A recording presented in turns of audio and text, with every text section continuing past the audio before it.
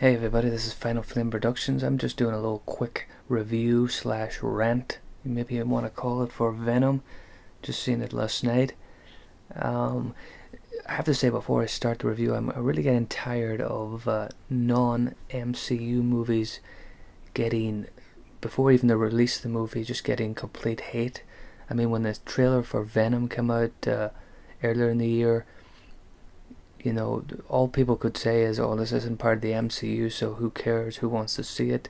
They didn't actually complain about the acting, the script, the CGI, anything. They just, most people were complaining about was the fact that it wasn't a part of the MCU, when in fact some of the best movies we've seen in the past few years, like Logan, Deadpool, Deadpool 2, Days of Future Past, all these movies weren't connected to the MCU, so this movie was going to be hated just straight out the bat by certain people, and we all know critics tend to not like non-MCU movies. Okay, I can understand. I'm not one of these DC guys that loves DC and thinks that they're getting unfairly treated by critics, because I think some of the past DC movies that have come out in the past few years have been terrible and have deserved the hit they got, which was Justice League, Batman vs Superman. They were bad and deserved their poor ratings, but I do get the impression that some MCU movies get an easy time with the critics for no reason other than, I guess, they got funny, supposedly funny humor and stuff, which I don't think they do. Anyway, on to Venom.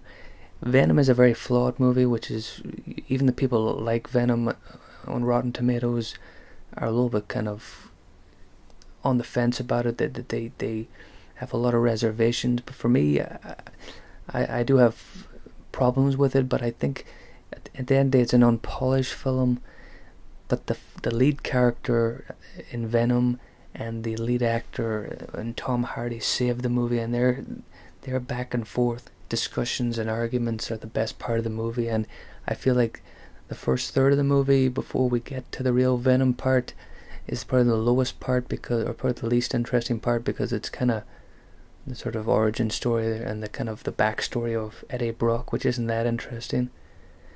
In terms of plot and the villain, they're pretty one-dimensional and dopey. I mean, the villain doesn't really have that great of a motive, and he's just kind of a bad guy for the sake of being a bad guy. But then again, that doesn't really matter, because the movie wants to get to Venom and focus on him and Brock, which is the part that everybody wants to see anyway. I think the film ultimately works better as a comedy more than a superhero film, which might annoy some people, because people might think, oh, we don't want too much humor. But the humor is a part of the Venom character. It fits. It's not slapstick or stupid. It's this kind of weird character in the Venom, and him and Brock, their connections together, their arguments, the way they try to figure each other out and try to become friends. It's quite cool. It's quite sweet. It's messed up at times, and really, like some of the. It's not a very violent movie in terms of blood, but Venom does eat people's heads off, which is kind of messed up, and the film does show that stuff in a way, not in a very, very gruesome and bloody way, but it doesn't shy away from certain things like that. And you feel that the movie had a little bit of a tougher rating. It could have showed more, which may have benefited the movie. The action scenes are, in fairness, if you've seen the behind the scenes, are all mostly done with, the least special effects necessary that they needed. And, except for, okay, the Venom character himself is a full CGI character, but the action scenes, the car chases, the stuff like that, all feels real and is done with real stunts, which is a nice change to certain movies that rely on CGI way too much. The big thing I've got to say, I think this movie is better than Homecoming. We know Homecoming was loved by critics. Well, of course they're going to love it. It's got that sort of safe kind of SNL kind of American humor that I just find very annoying and irritating, where every second line's supposed to be a little joke. I thought Homecoming was a terrible film.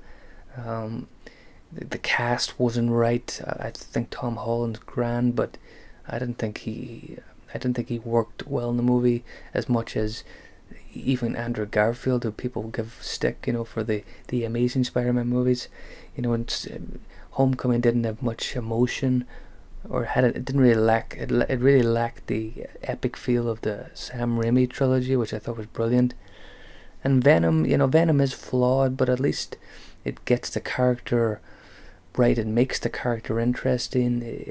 It's a compelling character to watch. Both characters, Eddie Brock and Venom, and I find it more funny. The humor in Venom is a little bit sort of hit and miss, but once Venom kicks into gear and you see that character, and when he comes to life, it is a really good CGI creation, and thankfully the CGI holds up and looks pretty cool. Ultimately, I thought it was a really, really fun movie. Not a perfect movie, poor villain. The script's a little bit hit and miss with the humor.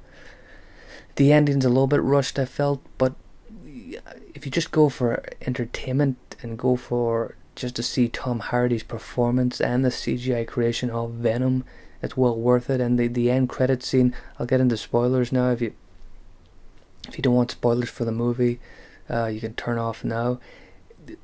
Really the biggest spoiler is at the end of the movie, which you probably know about already, where Woody Harrelson shows up in the end credit scene as Cletus Cassidy, Kurt Carnage. And it's a cool end credit scene. It's setting up the sequel where Carnage and Venom are going to fight each other. And I think Woody Harrelson looks a little bit weird with he's got this kind of ginger wig on, or red-haired wig or something. But we all know Woody Harrelson's a pretty badass actor, and I think he'll work perfectly for the movie. So ultimately, I thought, what other things are worth talking about in terms of spoilers? Well, Venom does survive along with Brock, which you presumed already would happen. The villain dies, Riot, which it's, I suppose, was kind of expected. That's really all that needs to be talked about in terms. There's no real references to Spider-Man. They do mention that Eddie Brock used to be in New York, but there's no real mention of Spider-Man in the movie.